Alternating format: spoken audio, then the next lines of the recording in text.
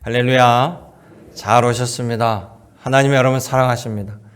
그 마음을 담아서 우리 옆뒤 자분과 서로 인사하겠습니다. 주의 평강을 빕니다. 축복합니다. 잘 오셨습니다. 은혜 받으시기 바랍니다. 여러분 제주도에 가보시면 그 중문단지라고 서귀포 쪽에 가보셨죠? 중문단지는 그 바닷가를 끼고 여러 가지 관광단지인데요. 그 중문단지 바닷가 말고 산 쪽에 가면 제주도 선교 기념 100주년 기념교회가 세워져 있습니다.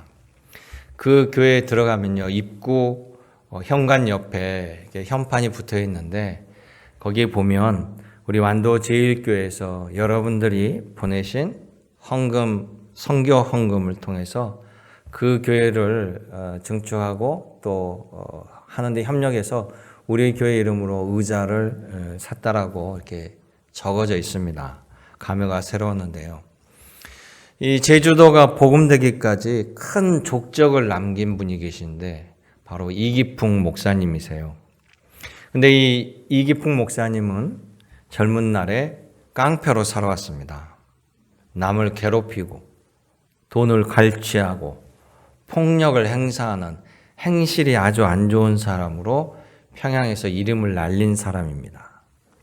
당시 평양에 미국 선교사 모펫이라는 선교사가 평양에 들어와서 저작거리에서 사람들에게 복음을 증거하고 그랬는데 이 시도 때도 없이 이기풍 깡패가 와가지고 방해하고 괴롭히고 어느 날은 열심히 복음을 전하고 있는데 돌을 던져가지고 선교사의 턱을 깨버렸어요.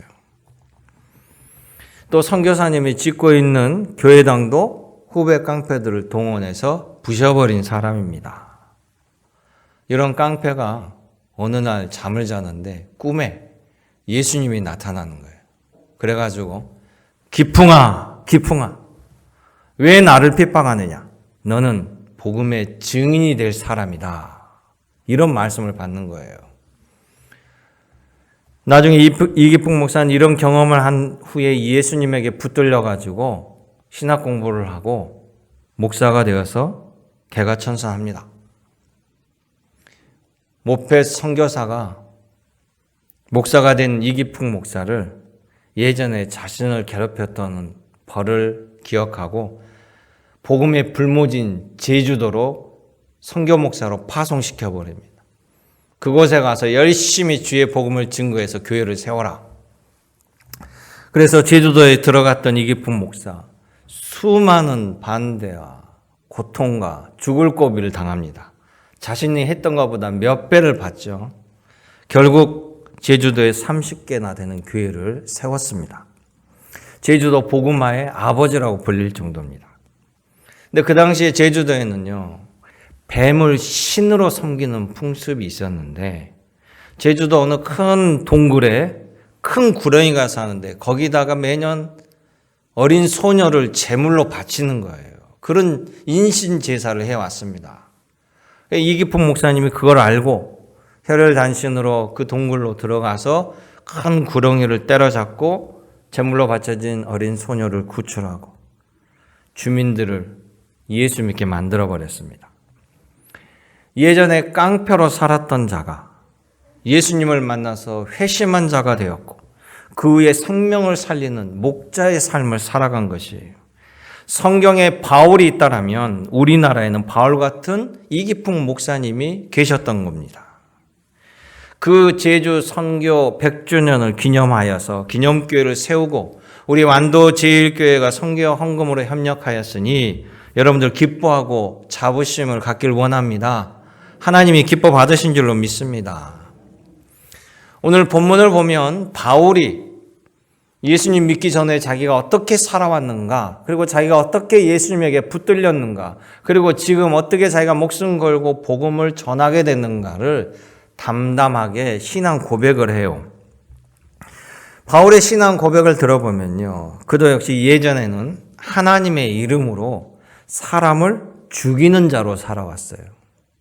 그럼 그가 예수님의 붙들림을 받는 자가 되었습니다.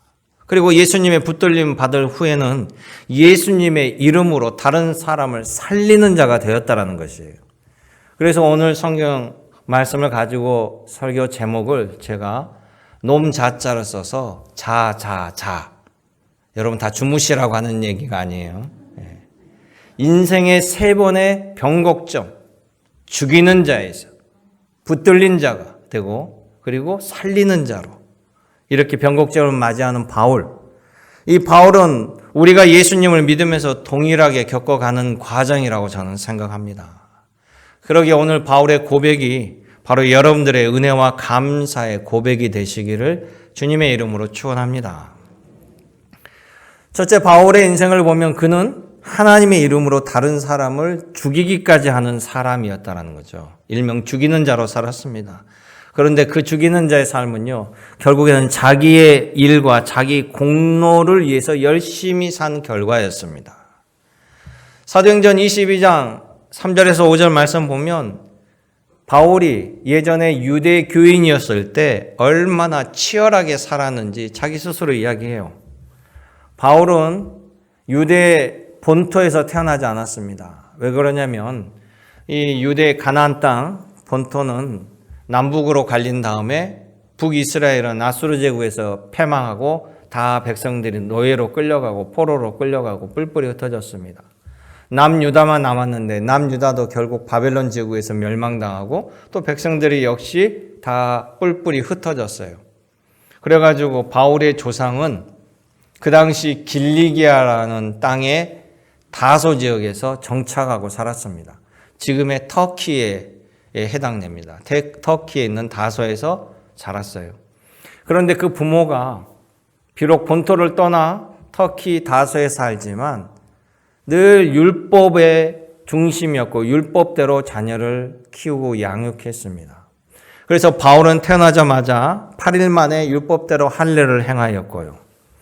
당대 최고의 율법 교사인 가말리아 문화생으로 들어가서 그곳에서 배우면서 최고의 학문을 배웠고 당시 헬라 또 학문도 섭렵했습니다.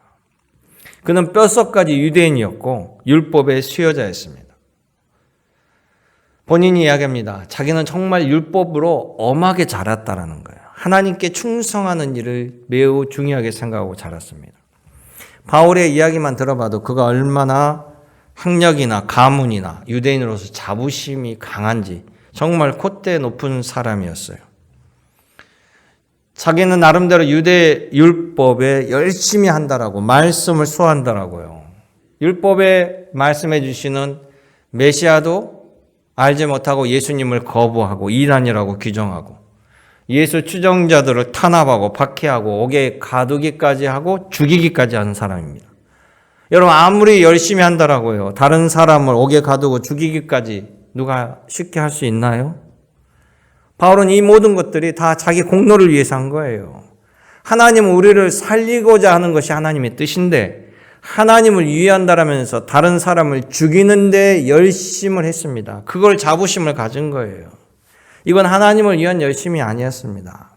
결국에는 자기 공로를 위한 거고 자기 공로를 위한 것에는 그 마음속에 자기만을 위한 이기심, 자기 만족을 위한 행위였습니다.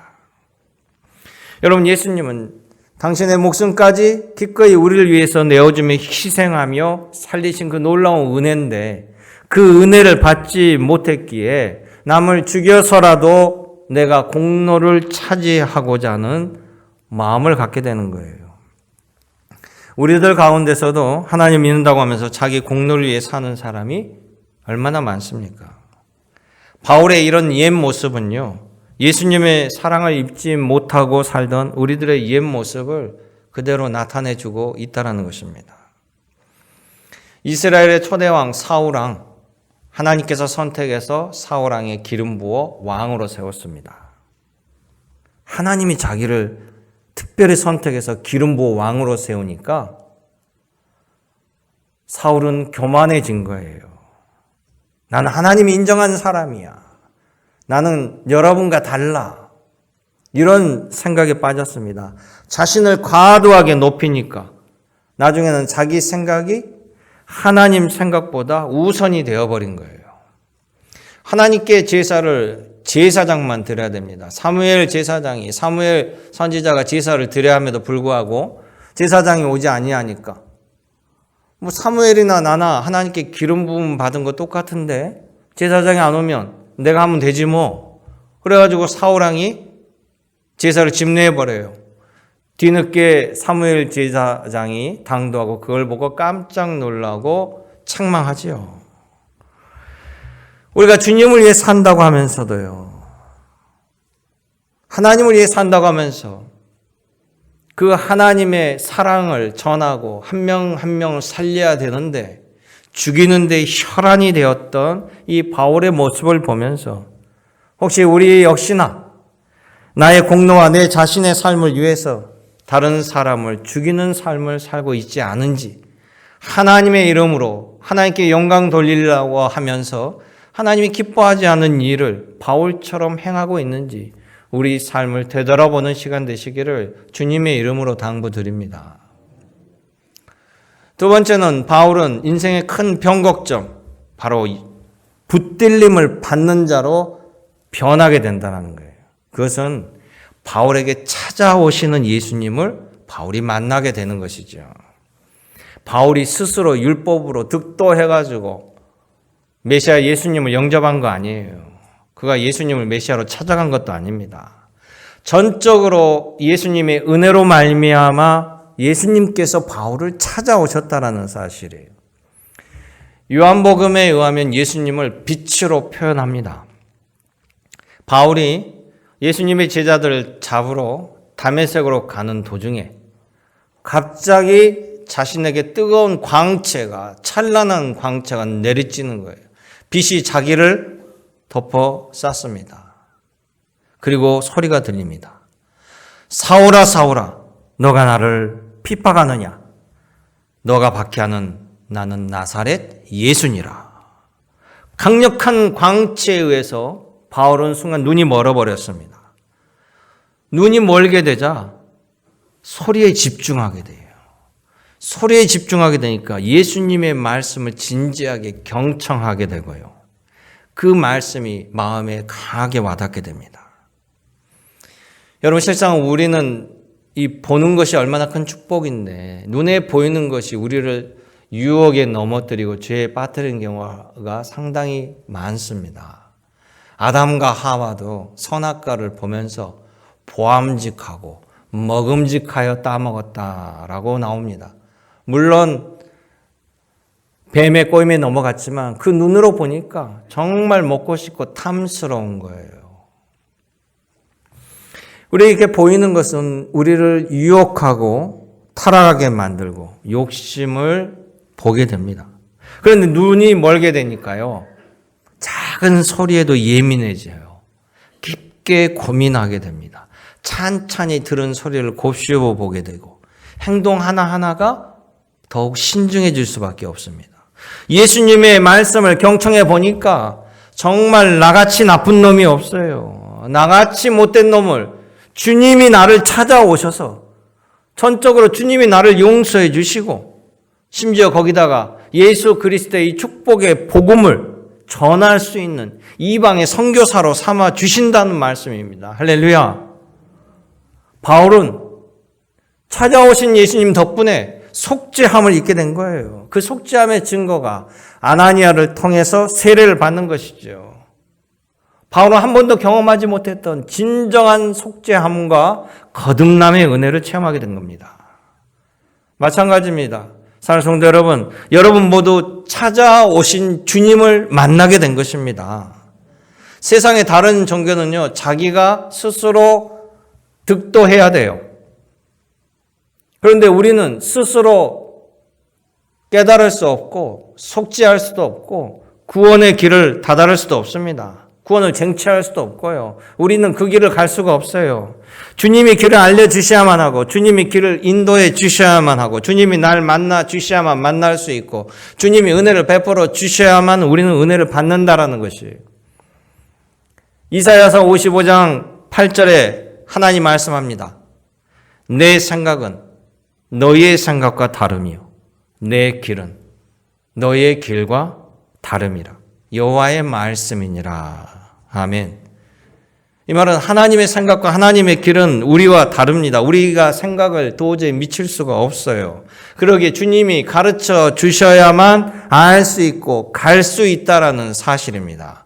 그러기에 예수님께서 말씀하셨죠. 예수님께서 요한복음 14장 6절에 뭐라고 말씀하셨냐면 내가 곧 길이요 진리요 생명이니 나로 말미암지 않고는 아버지께로 올 자가 없느니라. 할렐루야.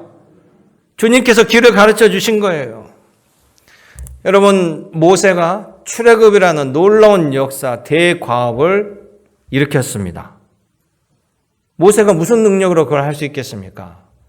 모세가 출애굽의 대역사를 일으킬 수 있었던 것은 하나님의 영이 그와 함께 하였기 때문에, 하나님의 영이 그를 찾아오셔서 붙잡아 주셨기 때문에 할 수 있었다는 사실이에요.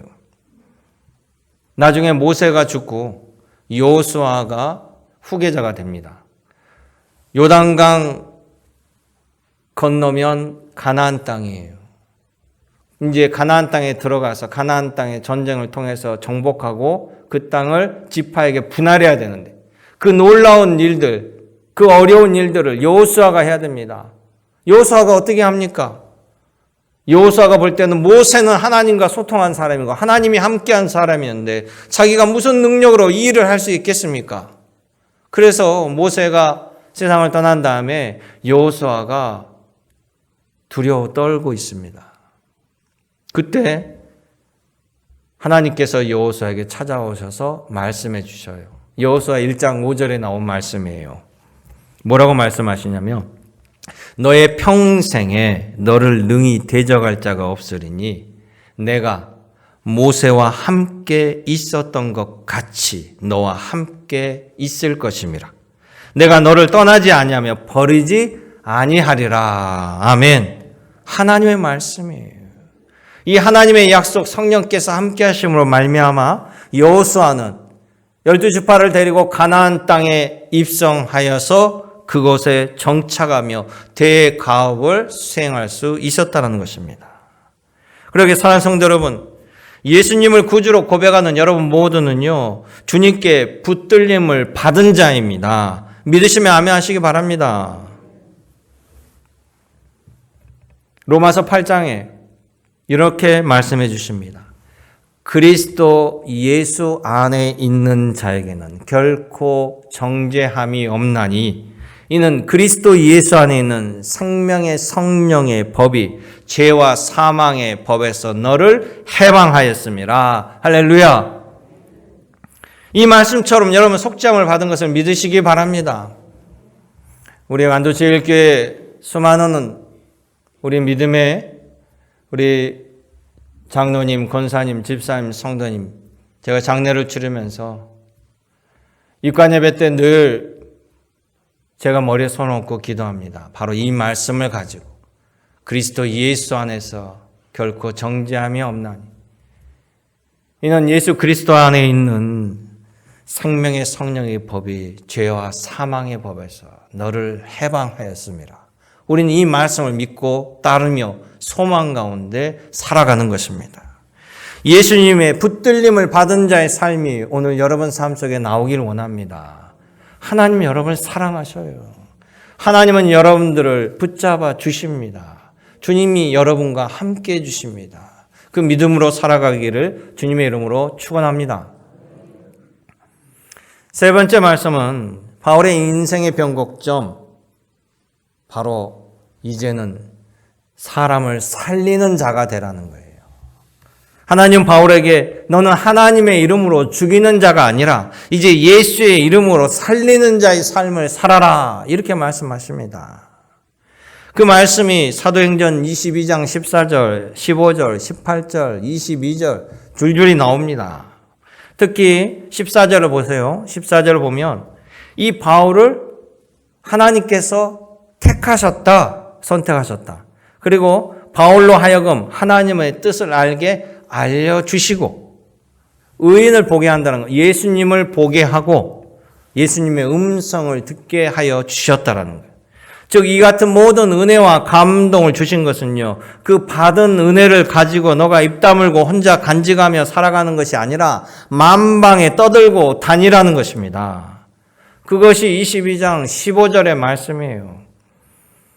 너가 그를 위하여 모든 사람 앞에서 너가 보고 들은 것에 증인이 되어라. 주님의 말씀입니다. 바울에게 주님이 예루살렘의 성전에 있을 때 너 속히 예루살렘 나가라. 더 이상 유대인들은 예수 그리스도의 복음을 거부하니까 너를 이방 선교사로 내가 세웠으니 빨리 예루살렘을 떠나서 다른 곳에 가서 복음을 전해라.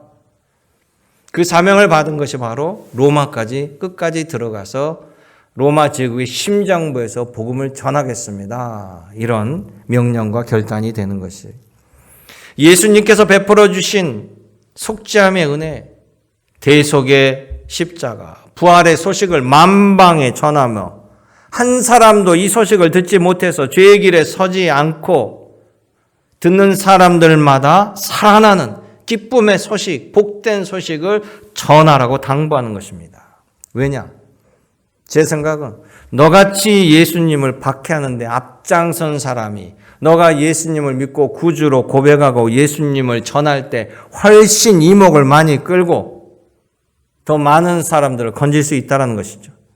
참으로 주님은 다양한 방식으로 은혜를 베풉니다. 우리가 도저히 생각할 수 없는, 우리는 하나님의 생각을 따라갈 수 없을 정도로 주님은 깊고 심오하고 넓다라는 것이.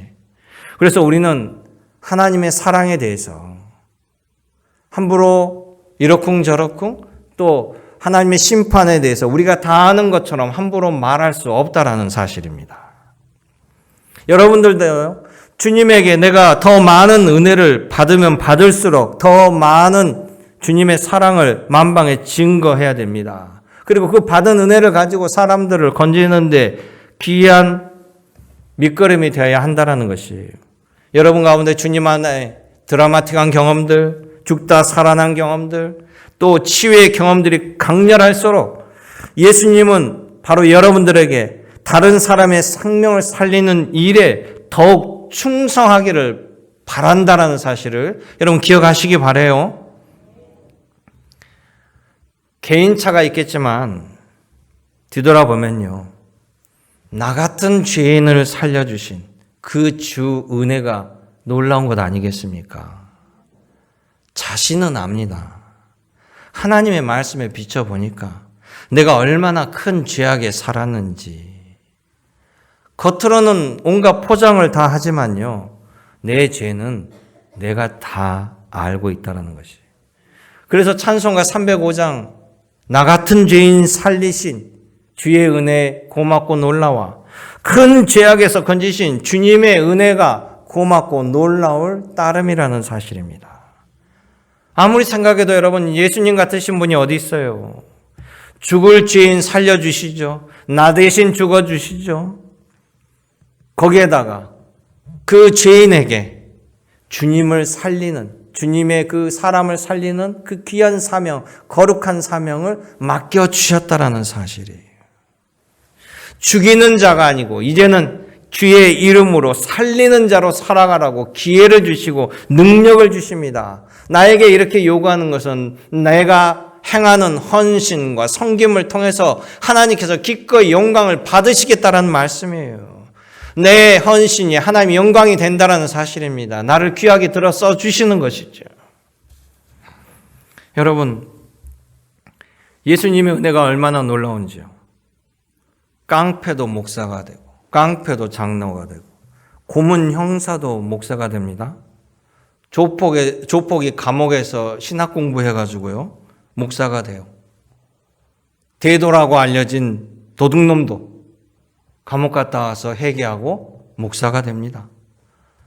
최근에는 독재자의 아들 전재웅 씨가 감옥에서 찬송가를 들으며 눈물이 앞을 가리며 참여하고 대한예수교 장로회 백석교단에서 목사가 되기 위해서 열심히 신학 공부를 하고 있습니다. 여러분들은 조만간 대통령의 아들이 목사가 되는 것을 보고 혹시 아세요? 전두환 씨 두 부부가 그거에 대해서 찬송을 부를지. 이거 모두 다 주님의 놀라운 은혜가 아닙니까? 이들이 진짜 성령 받고 회개하여 목사가 된 것인지, 교회와 목사를 도피성으로 생각하고 신분을 세탁하기 위해서 목사가 되는 것인지는 시간이 지나면 다 밝혀집니다. 만약 그들이 진심으로 주의 종이 되어서 이제 살리는 삶을 살아간다면 이 또한 하나님의 놀라운 축복이고요. 예수 그리스도의 무한한 은혜라고 생각합니다. 주님이 나를 살려주신 것처럼, 주님이 나를 들어쓰신 것처럼, 죽을 죄인 살리신 예수 그리스도의 은혜가 오늘도 여러분 위에 임하심을 믿으시기 바랍니다. 주님의 그 놀라운 은혜에 감사와 영광을 올리시는 우리 믿음의 권속이 되시기를 주님의 이름으로 축복합니다. 기도하겠습니다. 은혜롭고 참 좋으신 아버지 하나님, 나 같은 죄인 살리시며 은혜의 길로, 축복의 길로 기도할 때마다 들으시고 좋은 길을 열어주시고 은혜 위에 은혜 누리게 하여 주심을 감사드립니다. 나에게 기회를 주시고 고쳐주시고 또 길을 열어주시며 더 귀한 주님의 영광의 손과 발이 또 입술이 되게 하셨사오니 그 믿음대로 결단대로 살아갈 수 있도록 지켜도와 주시옵소서. 오늘도 성령께서 우리를 주관하여 주옵소서. 언제나 함께 하신 예수님의 이름으로 기도 올려옵나이다. 아멘.